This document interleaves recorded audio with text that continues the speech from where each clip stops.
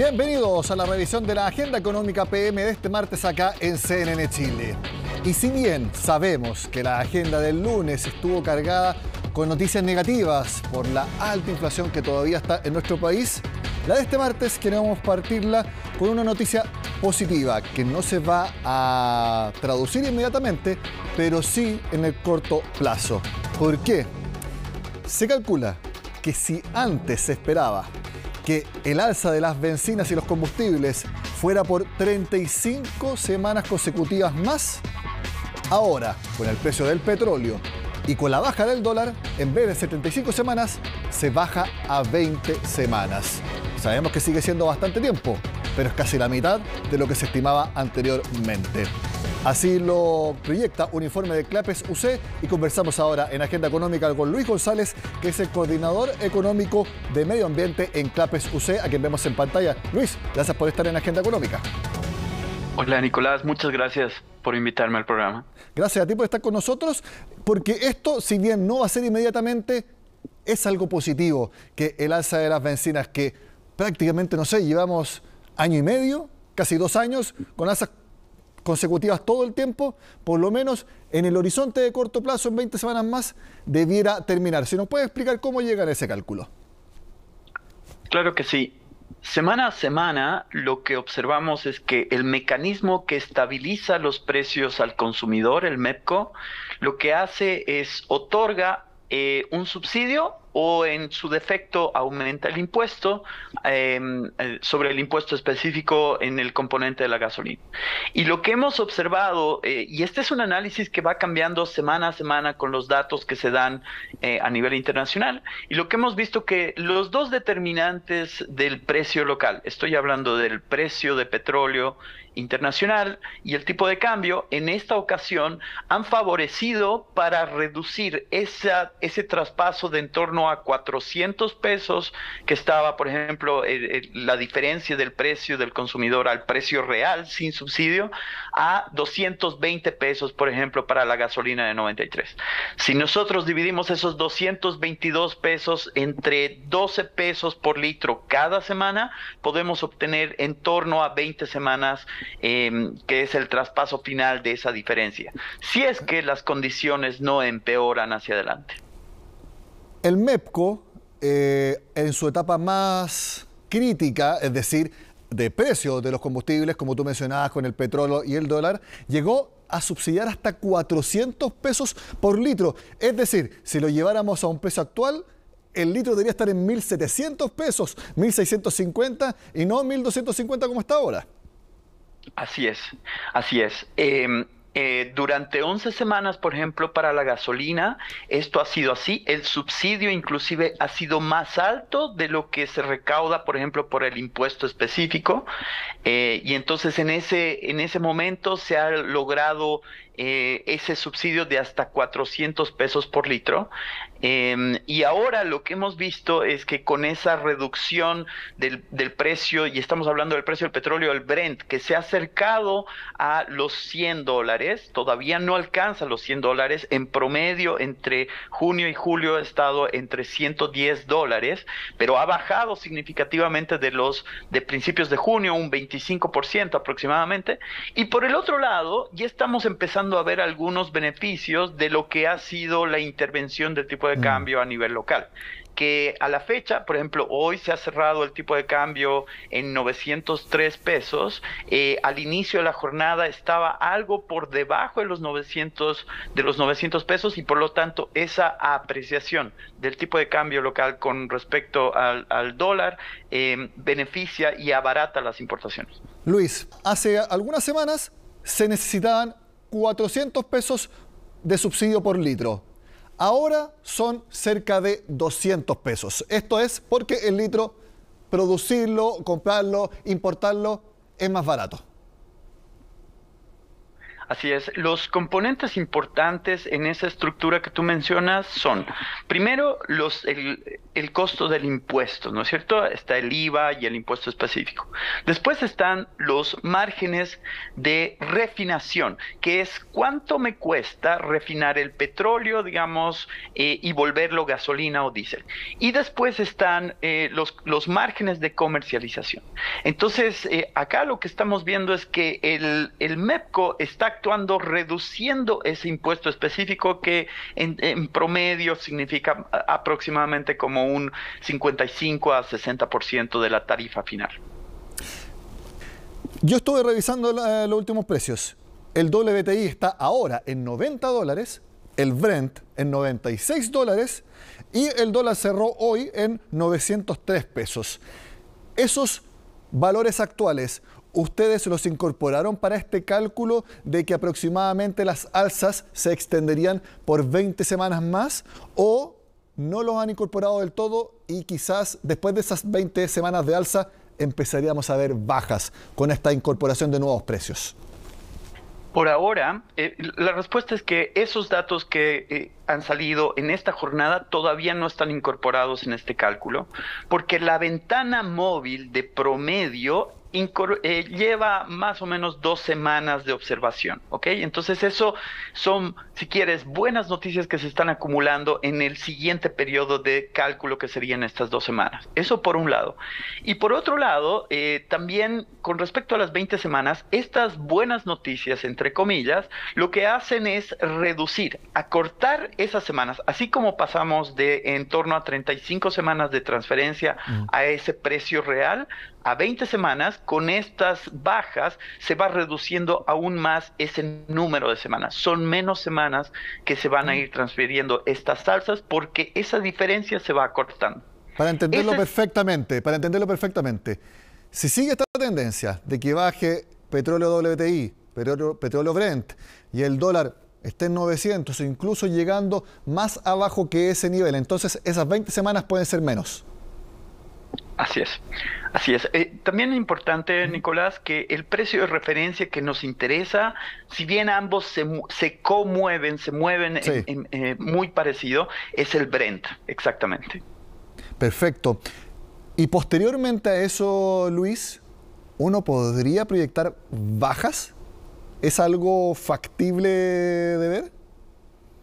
Mira, con la información que se maneja en el mercado, yo todavía no estaría tan confiado. Hay que ser cautos en esto, porque recuerda que en los mercados internacionales todavía vemos algunas debilidades en el horizonte. Si bien la recesión por algún lado o los temores de recesión, y hay un debate sobre dictaminar si estamos en recesión mundial o no, nos van a marcar una baja en la demanda y por lo tanto efectivamente puede que caigan los precios.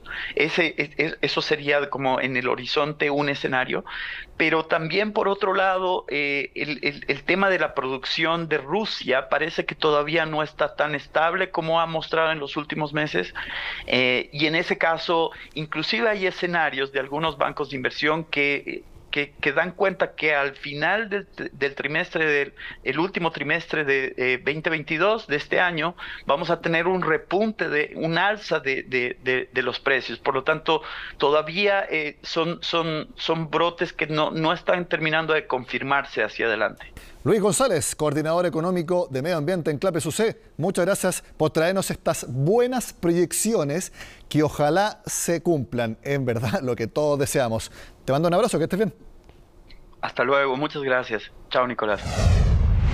Bueno, pasamos de una proyección en base a índices concretos, como la baja del petróleo y también la baja en el precio del dólar, a una posibilidad, a una probabilidad. Esto se los comento porque en su visita a Colombia para la asunción en el poder del presidente colombiano Gustavo Petro y ante la propuesta del presidente del Senado de ese país, el presidente Gabriel Boric señaló que eventualmente podría abrirse a la opción de analizar una moneda regional. No dijo que lo va a impulsar, no dijo que esté dentro de sus planes. De hecho, dijo que faltan muchas cosas por analizar antes que eso. Ocupó como ejemplo la Unión Europea, que tuvo décadas de funcionamiento antes de que se estableciera el euro a comienzos del año, por el milenio, hace más o menos unos 20 años que empezó el euro. Bueno, la gran pregunta ¿es necesaria una moneda regional? ¿Es factible de implementar? ¿Cuáles son las condiciones macroeconómicas que tienen que haber los países? Y también, ¿es conveniente para Chile que haya una moneda regional? Eso nos cuenta Belén Vázquez. Tenemos muchos elementos en los que avanzar antes de algo de esas características, pero que se plantee como un tema en estudio para el futuro. Nosotros estamos disponibles a que sea parte de las conversaciones. No se cierra a conversarlo, pero todavía no es prioridad. Para el presidente Boric hay muchos temas pendientes en los que avanzar en materia de integración regional y una moneda única parece estar al final de la lista. Y es que además de todas las tareas previas, es un proceso bastante más complejo de materializar. Si mal no recuerdo, partió con la Comunidad Económica del Carbón y del Acero en 1951 y llegaron a la moneda única el 2003, 2002, por ahí, 2002. Por lo tanto, son procesos de largo aliento. La idea en esta ocasión es del presidente del Senado colombiano, Roy Barreras, y aunque no es nueva, a juicio de los analistas es poco factible, más bien prácticamente imposible en el escenario actual. Sin embargo, si efectivamente se avanzaran, tal como lo dijo el presidente Boric, en otras cosas antes, que es un proceso mucho más largo, podría ser factible, pero aún así es un podría. Yo creo que es casi un imposible en este minuto, como cómo son las condiciones de los países latinoamericanos. Yo creo que no es posible algo como, o exactamente como el europeo, pero haciendo las cosas bien, haciéndolas de manera seria, yo creo que algo se puede lograr, pero este es un camino largo. Para poder avanzar en integración regional se requiere más que buenas intenciones y en el caso de una moneda, de principios que son fundamentales y deben ser compartidos por todos los miembros. Si hay países que tienen desequilibrio fiscal y alta inflación, es imposible construir nada. La estabilidad política es fundamental. Europa logró avanzar porque en ese sentido ha exhibido progresos realmente relevantes, ¿no? En Europa, todos los países que forman parte son países democráticos. Si se sigue el modelo europeo para la implementación de esta medida, significaría que los países deberían renunciar a su moneda en pos de adoptar la unificada. Eso dejaría a algunas naciones en mejores condiciones que otras, pues podría ocurrir que las más fuertes vean una devaluación de su poder adquisitivo, mientras que las más débiles tendrían una ganancia por el efecto de conversión. Implica perder también autonomía, porque va a depender mucho de cuál va a ser la principal economía que va a controlar, por así decirlo, o va a sostener el valor de esa moneda. El gran problema que podría tener, dadas las asimetrías que tienen las economías latinoamericanas, es que seamos totalmente dependientes de un país en particular, y en este caso Brasil. Sin embargo, bien hecho, la moneda única tiene ventajas asociadas a las facilidades que entrega transar en las mismas condiciones por casi todo el continente, y no son las únicas. Si tuviéramos una moneda única, se multiplicaría el intercambio turístico y esto generaría un gran estímulo para la economía de todos los países. Lo mismo con el intercambio comercial. Sería mucho más fácil importar y exportar al haber una única moneda. ¿Qué ha dicho nuestro país cuando se ha planteado esta propuesta? Ha visto que hay demasiadas diferencias en política fiscal, por ejemplo, y Chile no está dispuesto a entrar en esos procesos porque sería solo importar desbalances, digamos, y problemas en la economía. En Europa el euro partió como una moneda digital y en 2002 se implementó físicamente. La transición, eso sí, tuvo algunos traspiés iniciales. Porque pues un periódico, por decir algún ejemplo corriente, ¿no? Un periódico que en su momento valía 100 pesetas, pues cuando entramos en el euro valía 1 euro. Entonces tenías una inflación de un 66% de un año a otro. Aunque no todo ha sido perfecto, la experiencia de los habitantes de la eurozona es positiva, pero dicen no es replicable a nuestro continente. Y tampoco hay las ventajas que existían en su momento en Europa, ¿no? En el sentido de que Latinoamérica se podría beneficiar mucho más de una moneda única si existiera una industria manufacturera más potente, pero este no es el caso, ¿no? Más allá de las distintas propuestas, no hay mucho más avance en esta idea, y es que antes incluso de poder avanzar en una moneda única, los expertos recomiendan primero acordar qué es ser latinoamericano. Hacemos la pausa y al regreso les contamos y les mostramos cómo es la tienda IKEA, que mañana abre acá en Santiago. Ya volvemos.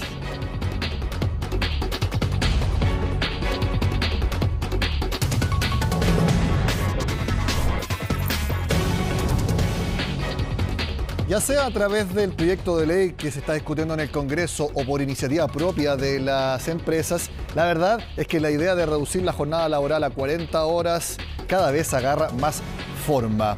De hecho, la CPC con 3 sindicatos acordaron algunos puntos para ir en esa dirección. El principal es que esto sea gradual y que se haga en 5 años para así darle espacio, tiempo a las empresas, especialmente de menor tamaño, que puedan adaptarse sin que eso les signifique un estrés financiero, por ejemplo, demasiado grande. Incluso esto podría ser una indicación al proyecto que está actualmente en el Parlamento. Hay una gradualidad que debe tener a lo menos 5 años, a juicio nuestro, los empleadores, porque hay multisectores que le afectan. Hay sectores que le afectan un poco más, sectores que le afectan un poco menos, y eso tenemos que buscar la manera de ir haciéndolo, obteniendo un beneficio hacia los trabajadores en forma inmediata, pero también obteniendo beneficios de largo plazo sostenibles y sustentables en el tiempo. Yo diría que hoy día están dadas las condiciones para poder avanzar con la adaptabilidad que corresponde, ciertos grados de flexibilidad, aunque no sea una buena palabra para algunos, y también con la gradualidad en su implementación. Las indicaciones que se presenten al proyecto de ley sobre reducción de jornada laboral deben dar cuenta de un proceso de diálogo, de escucha atenta y también de recabar las realidades productivas, así como también cuáles son los plazos más adecuados para efectos de implementar esta reducción de jornada. Sin duda el plazo preciso va a venir contenido en las indicaciones, pero queremos reiterar como lo hemos señalado. Vamos a avanzar en la reducción de la jornada laboral con convicción y también con responsabilidad y gradualidad. Hay distintos tipos de realidades productivas y distintos tipos además de tamaños de empresa que es evidente que deben ser oídas dentro de este debate prelegislativo. Después de casi 4 años de preparaciones e incluso postergación de su estreno, mañana miércoles debuta IKEA en nuestro país. La marca sueca llega de la mano de Falabella a Chile y lo hace también en un escenario que uno podría decir que no es precisamente el ideal para abrir una tienda retail, que es inflación alta, dólar todavía bastante alto para importar y, por supuesto, una baja en el consumo. Francisca Pavamondes estuvo precisamente en la tienda que va a hacer el debut de IKEA, tanto en Chile como en la región. Así es, mañana entonces, miércoles 10 de agosto, es la apertura de la primera tienda IKEA de Chile, pero no es solamente la primera de nuestro país, sino que también la primera en toda Latinoamérica. Esta tienda estará emplazada en el Mall Open Kennedy, en Las Condes, y su apertura en nuestro país se da en un contexto bastante complejo con la situación inflacionaria al alza. Ya teníamos ayer el resultado entonces de las cifras del IPC del mes de julio y también hay otros indicadores que dan cuenta justamente de que el nivel de consumo por parte de las personas va cada vez más a la baja. Es en este contexto entonces que se abre esta nueva tienda, esta compañía sueca abre las puertas en nuestro país a partir de mañana miércoles 10 de agosto. Hoy estuvimos en la mañana justamente recorriendo las instalaciones, recorriendo estas dependencias, los pasillos de la tienda. Son 15.000 metros cuadrados, más de 8.000 metros de superficie solamente de ventas. IKEA entonces opera cerca de 480 tiendas en 50 mercados distintos y el proceso de abrir justamente las puertas acá en nuestro país empezó hace más o menos 4 años. Tuvo 2 interrupciones, una de ellas producto de la pandemia y todos los problemas que surgieron a raíz de la crisis sanitaria. Por lo tanto, las expectativas de cómo la ciudadanía se pueda tomar esta apertura de un nuevo local, de una nueva tienda, son bastante altas. Consultamos también durante esta jornada a los ejecutivos a cargo del arribo de esta marca a Chile con respecto justamente a cómo se han tomado la situación económica actual, cómo ha influido justamente esto en esta operación. Ellos nos mencionaban que obviamente, por supuesto, no han estado exentos de los problemas que esto ha traído, pero que sin embargo siguen con las expectativas bastante altas, que parte de su modelo de negocio les permite ofrecer bajos precios a los consumidores, por lo tanto confían bastante en eso. Pasemos a escuchar entonces las palabras de Francisco Errázuriz, el gerente general regional para Chile, Colombia y Perú de IKEA. Esa es la gran propuesta de IKEA: diseño, productos funcionales, producidos de una manera sustentable, de muy buena calidad y a muy buenos precios. Esa es la capacidad y la apuesta de valor que trae IKEA a la región, pese al entorno inflacionario, pese a todas las contingencias que nos ha presentado la pandemia. Ustedes vieron en la tienda cuál es nuestra apuesta a los clientes, que esperamos que sea muy atractiva. Obviamente, la pandemia ha traído un montón de problemas a todo el mundo y nosotros no fuimos la excepción. Cuesta generar la capacidad de tener los productos, nos costó un tiempo, pero hoy día estamos tomando los resguardos posibles para tener la mayor cantidad de productos disponibles para los clientes la mayor cantidad de tiempo posible. Obviamente todo el mercado el mundo ha cambiado mucho en este tiempo, es algo que va a ser un desafío siempre mantener, pero nuestra convicción como compañía y nuestro modelo de negocio nos permite llegar a muy buenos precios. Escuchábamos entonces parte de las impresiones del gerente general de IKEA entonces con respecto a la llegada de la marca acá al país. Ya lo ven, las expectativas son bastante altas. También tuvimos la oportunidad durante esta jornada de conocer un poco más de la forma de trabajar de esta compañía durante el tiempo que llegaron al principio, cuando llegaron recién acá a Chile, a ver cómo podían instalarse y cómo podían funcionar en el fondo. Ellos comenzaron a hacer algunas visitas a distintas casas como parte de su plan de trabajo. Esto con el fin de conocer las distintas necesidades de las personas acá en Chile, la cultura también, la idiosincrasia, y poder justamente amoldar los productos que ofrecen a la realidad entonces del país y también del sector donde la tienda está físicamente emplazada. Conversamos de estos temas con Marita Amarante. Ella es encargada de la experiencia del cliente de IKEA y los invito a que la escuchemos. Sí, nosotros hicimos cientos de visitas a hogares aquí en Chile, en la región metropolitana, para conocer cómo vivía la realidad del chileno, cuáles eran sus necesidades, qué esperaban, cuáles eran esas metas que tenían para mejorar su día a día. Y nos dimos cuenta que, como en todas partes del mundo, los chilenos tienen las mismas necesidades que el resto. Viven en espacios pequeños, tienen necesidades de organización en el hogar, viven con niños, la gente aquí en Chile le encanta almorzar con la familia los domingos, entonces ese poco a poco nos dio todos esos insights, todos esos inputs que necesitábamos para poder armar estos hogares, el hogar que tenemos aquí, que es el espacio del showroom, de la exposición de muebles, donde los clientes pueden verse reflejados. Ya lo saben entonces, miércoles 10 de agosto a las 12 del día es la fecha y hora en la que abre justamente entonces esta nueva tienda de la marca IKEA en nuestro país. Está emplazada justamente en la comuna de Las Condes, en el Mall Open Kennedy. Hay una variedad de productos bastante grande, la tienda de por sí también es bastante amplia, pueden recorrer con tranquilidad y también hay premios para las primeras personas que lleguen justamente durante la apertura de esta tienda. Con IKEA entonces terminamos la agenda económica de este martes. Sigan con nosotros en CNN Chile.